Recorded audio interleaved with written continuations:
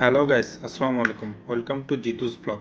আজকে চলে আসলাম ভাইরাল দুইটি রেস্টুরেন্টের রিভিউ নিয়ে। প্রথমটি হচ্ছে আপনাদের সবার পরিচিত টং টি ক্যাফে। এখানে মিট বক্স ট্রাই করছিলাম, বাট টু ফ্র্যাঙ্কলি এখানকার মিট বক্সটা আমার একটু ভালো লাগেনি। এরপর চলে আসলাম বর্তমানে ট্রেন্ডিংয়ে থাকা নতুন একটি রেস্টুরেন্ট ক্যাফে বাটারফ্লাইতে। যদিও এটা অফিসিয়ালি লঞ্চ করেনি, তারপরও আমরা সেদিন যে ওপেনই পাই, তো এখানে প্রায় হাউসফুল ছিল। তো সেই কারণে আমি আপনাদের ফুল ডেকোরেশনের ছবিটা দেখাতে পারছি না।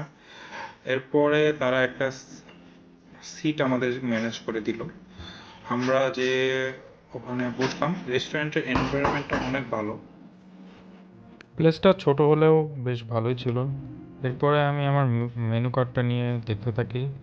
মেনু কার্ডের প্রাইসিং আমার কাছে খুবই ভালো লাগছে এবং এদের আইটেম ছোট রেস্টুরেন্ট হিসেবে বেশ ভালো। তো আমরা এখানে এদের মিট বক্সটা অর্ডার করি। এদের মিট বক্স না বলে মিট বোল বলা উচিত, কারণ এরা কোনো বক্সে সার্ভ করে না, এরা একটা জাস্ট বোলে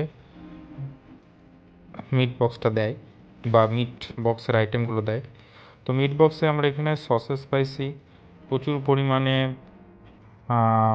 মাংসের পরিমাণ ছিল বেশ ভালো, তবে এটা খেতে বেশ ভালোই লাগছে।